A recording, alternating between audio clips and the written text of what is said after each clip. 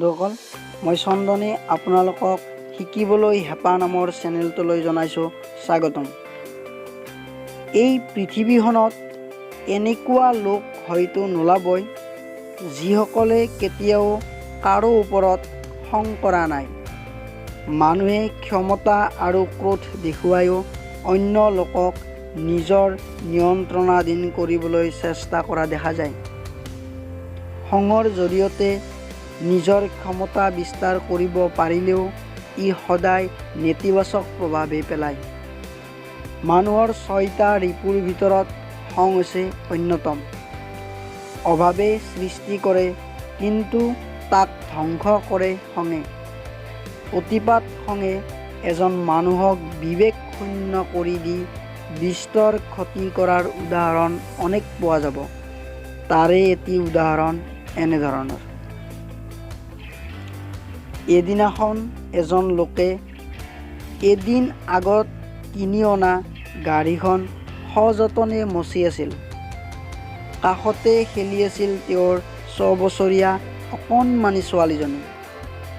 লোকজনে তেওঁৰ সপোন সাৰ্থক কৰা গাড়ীখনত এটি ধূলিকণাও যাতে ৰৈ নাযায় তাৰে চেষ্টাত মগ্ন হৈ আছিল।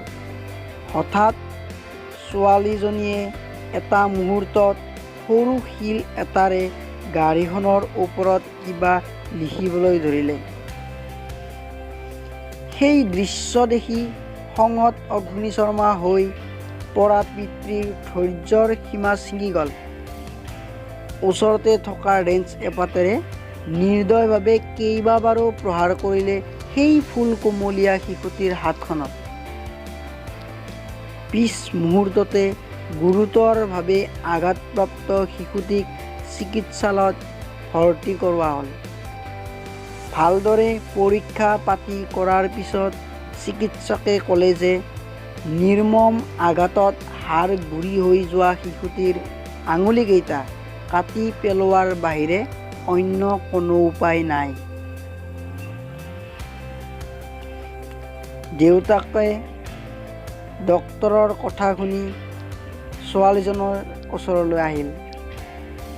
সেই সময়ত ছোৱালীজনীয়ে বিচনাত শুই আছিল। ছোৱালীজনীয়ে দেউতাকলৈ চাই বৰ আশাৰে প্ৰশ্ন কৰিলে, দেউতা, মোৰ আঙুলিকেইটা ভাল হ'বনে?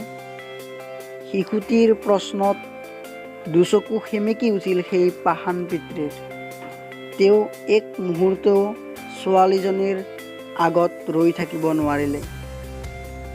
অনুশোচনাত দগ্ধ হৈ শিশুটিয়েনো গাড়ীখনত কি আঁকিছিল সেয়া চাবলৈ তেওঁ দৌৰি ওলাই আহিল। শিশুটিয়ে গাড়ীখনত শিলেৰে লিখা বাক্যফাঁকি দেখি হতবাক হৈ পৰিল সেইগৰাকী হৃদয়হীন ব্যক্তি। আপুনিও শুনি হয়তো আচৰিত হ'ব। তাত লিখা আছিল, মই তোমাক ভাল পাওঁ দেউতা। খন্তেকীয়া খঙো যে মানুহৰ বাবে কিমান ভয়ংকৰ হ'ব পাৰে সেই কথা দেউতাকে ভালদৰে বুজি পালে আৰু তেওঁ নিজৰ বুকুতে ভুকুৱাই ভুকুৱাই কান্দিবলৈ ধৰিলে। নমস্কাৰ বন্ধুসকল, কাহিনীটো শুনি আপোনালোকে কেনেকুৱা ভাবল? বন্ধুসকল, এনেকুৱা ধৰণৰ কাহিনী পাই থাকিবলৈ হ'লে আপোনালোকে মোৰ চেনেলটো ছাবস্ক্ৰাইব কৰি থ'ব।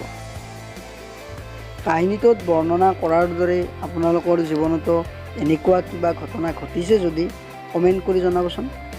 আৰু কাহিনীটো ভাল পালে নিশ্চয় এটা লাইক কৰি দিব। ভিডিঅ'টি চোৱাৰ বাবে ধন্যবাদ। জয় অসম।